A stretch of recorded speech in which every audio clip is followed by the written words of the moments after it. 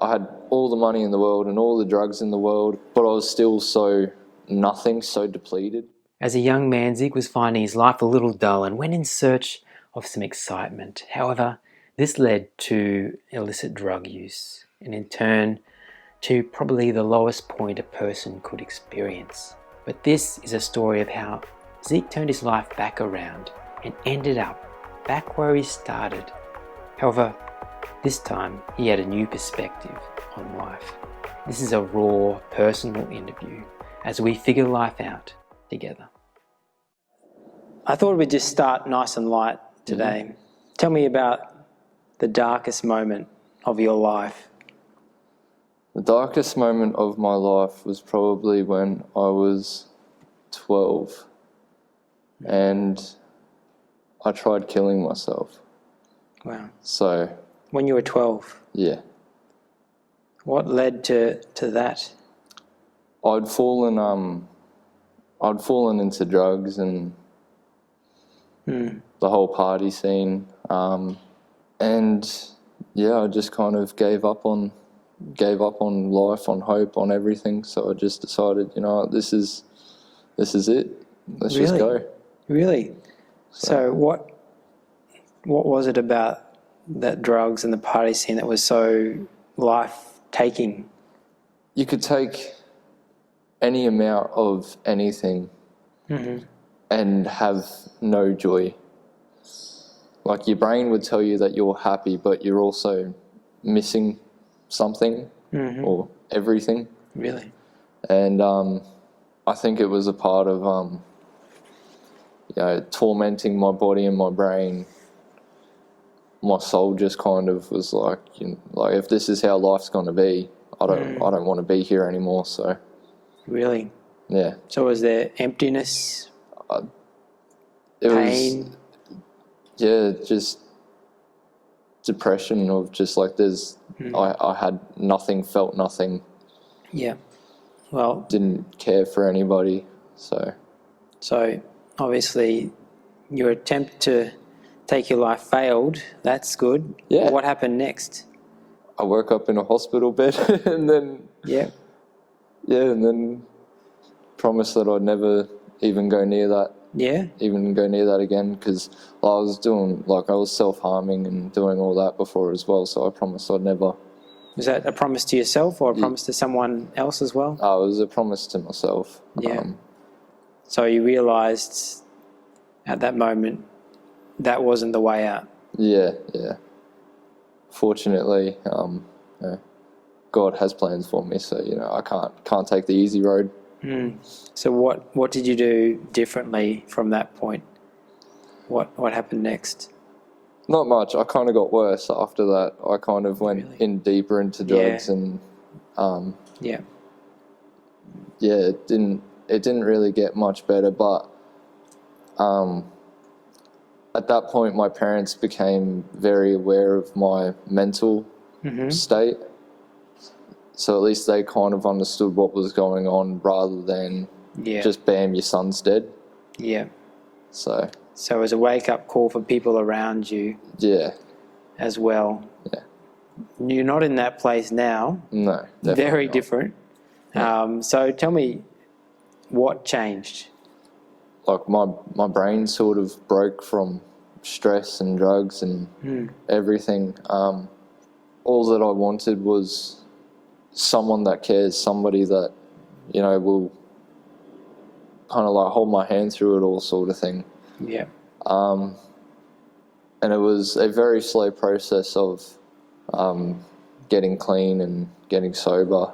But I started attending, church regularly, and so I went to church when I was a kid and all that, and I'd been baptized and followed all that. So then I went really downhill, and then now on the come out of it, it was like the only thing that I had was to go back to Jesus, because that was the only lifestyle that I knew to be any what fulfilling compared to what I saw everybody else living. So you just walked into a church. Was it a church you'd been to as a kid? Yeah, it was. And I'd sit in the back just bugging out on my own, like Yeah. You know, my brain was all scrambled still, and you know, everybody was kind of standoffish, but I just kept going week after week after week, sitting on my own, just going, I need to be here. I need to do something. So how long was it like that before something changed? It was about 2 years. 2 years where I was pretty well just on my own trying to sort it out. Not much changing in that time, or was there a gradual change? Yeah, like I stopped dealing, left school, started working. So there was stuff like that, but emotionally and spiritually I was still lacking. And then one time, for a few nights, my mate brought me to the Catalyst youth group. Because Friday was always one of my worst days. Like when Friday came around, it's like, all right, I'm going out, gonna go get smashed. But yeah, and then I actually started getting really connected in and having people that would ask me about how I was going with stuff, and then challenge me on how I was going with sobriety and stuff like that. And really, like pressing me to change, like not forcing me, but just like, yo, you've got a problem, get it sorted. Yeah. Did they support you? Yeah. Yeah. How so? In terms of accountability, I had this men's group that I'm still going to. And the first time I went there, I was like, hey guys, like introductions and all that. And it's like, just so you're all aware, I'm 4 days sober right now. And 4 days was like, I was like, yo, I'm killing it, you know. Yeah. I'm doing awesome. So you're honest from the start. Yeah, well, yeah, and then I had to kind of tell them what I was going through. But yeah, so I was cheering on 4 days. Then 2 weeks later, we met up again, and it's like, I'm 18 days sober. Wow. And then 2 weeks later, and again and again and again. And so ever since that first men's group, I have stayed, sorry, I shouldn't say sober, clean off drugs. Yeah. But yeah, so ever since that first men's group, when I actually had a good fellowship of men supporting me, and a few men who had also been through very similar experiences. Yeah. And I was able to talk about it, not just with some Joe Blow off the street who got clean but doesn't know Jesus. Like their opinion and their insight's still valid, but not exactly what I was looking for. Yeah, so was that a gradual thing of just support like that helped you? Yeah, it wasn't out of that. It wasn't a moment. Yeah, it was just sticking at it. You obviously had a bit of motivation and drive to leave drugs and that lifestyle behind. Where do you think that came from that time? So I went into drug psychosis when I was 15, and I started hearing things, seeing things, like it was freaky. Yeah.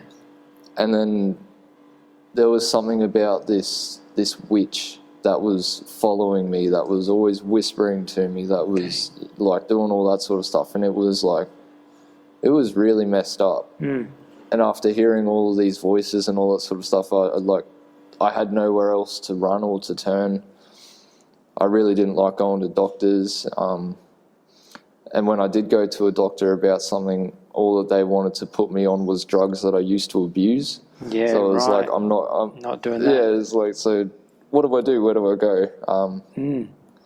So I think that was definitely a part of it, and almost like a holy discontentment of going like, you know better than this. This isn't your purpose. Mm-hmm. So. Yeah, wow. Tell me about what made you leave the church to begin with. What age would you have been?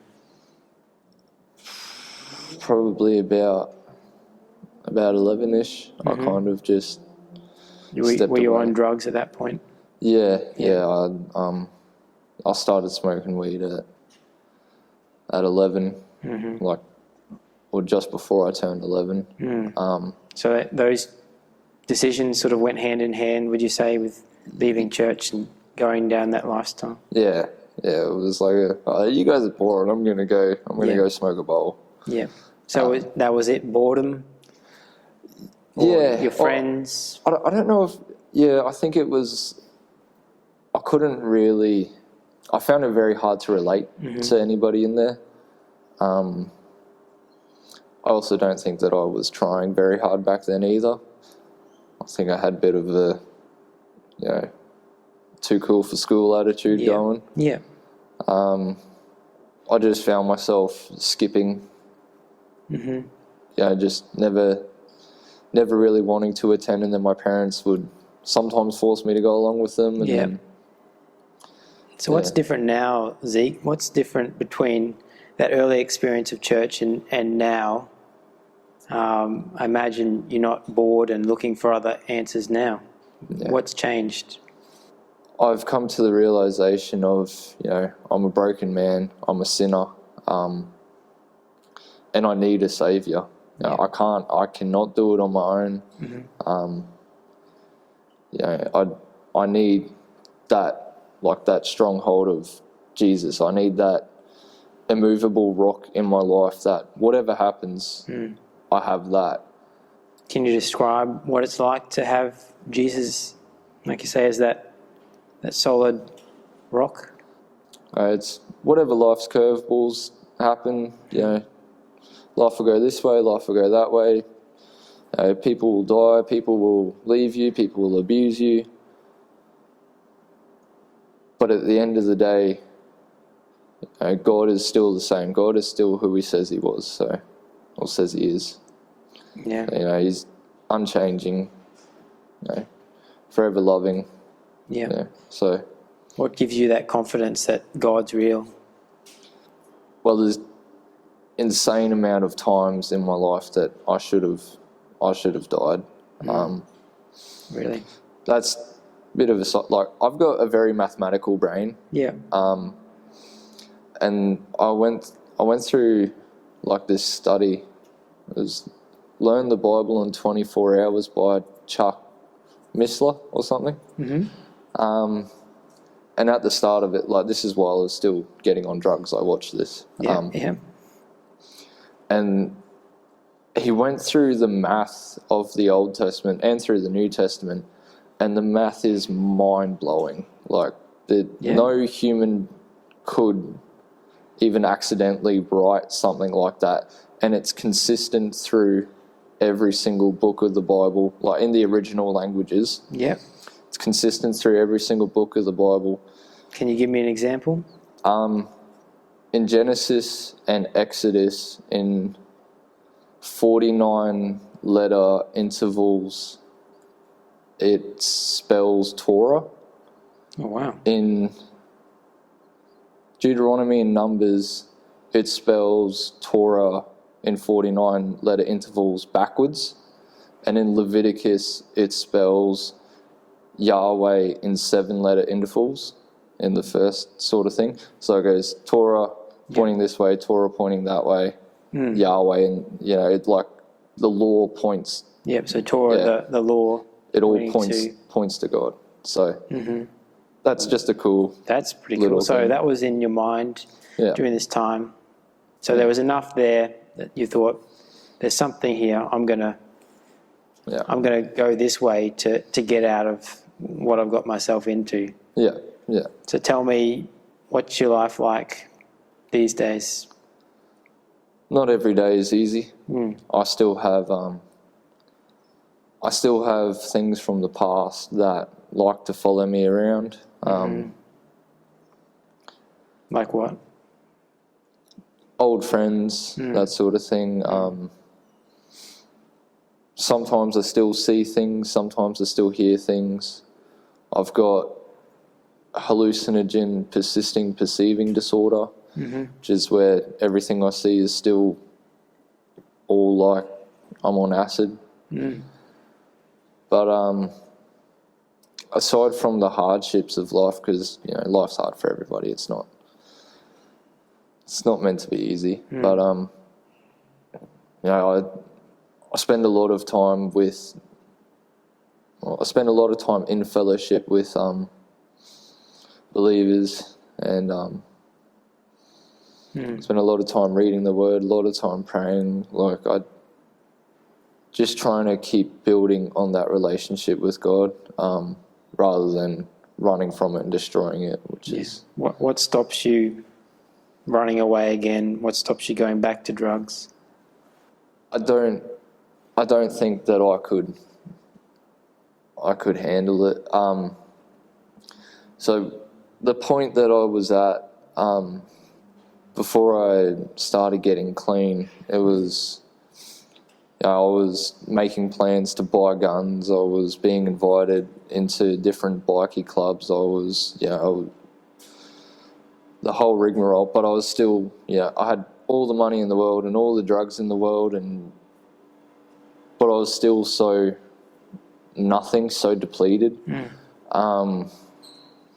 So I think if I did go back in, I would be dead in jail, or overdose or kill myself. Like, there's no life there. And because I know that if I did somehow get back into it, I just don't think I could hack it. So tell me about how you relate to those old friends now. Do you still maintain that relationship with them? I do, very standoffish. I've let them all know, it's not you, it's me.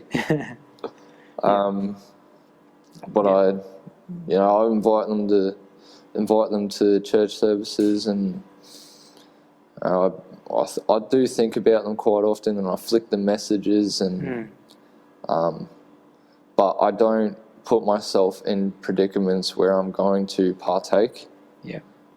And are they receptive to things you send them? Yeah, some of them are. Some of them just don't care. Some of them are just like, stop sending me these, bro. Like, I don't know why you're doing this. Tell me about your rapping.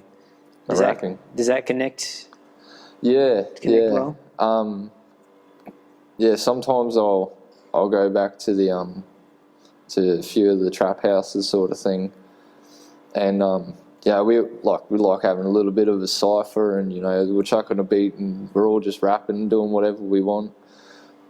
But all of my raps they're focused on Jesus and His saving grace, while still using words that they associate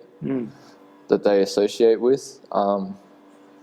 So I like to call it sneak gospeling, where I'm spitting bars and they're all like, yo, but I've just told them the gospel, sort of thing of, we're sinners, in need of forgiveness. We could never do this ourselves. Here's Jesus, God's Son. Just like for you it took time. I imagine for everyone it's a journey, isn't it, to 100%. coming to accept this or not. But it takes time if we're doing the journey properly. You can't rush things sometimes. You can't help anybody that doesn't want to be helped. So whatever they think at the end of the day, that's I've done my part. You're an example of what do they think when they see you now? Do they I actually saw somebody a few days ago that I haven't seen in about a year or something. They're like, Zeke, you've actually got some meat on your bones. like you're actually putting on weight. Like, cause I was taking them for a drive, and they're like, oh, what's this music that you're playing? It's actually like really cool, sort of thing. Oh, really? and all it was, you know, just other Christian rappers or something like that.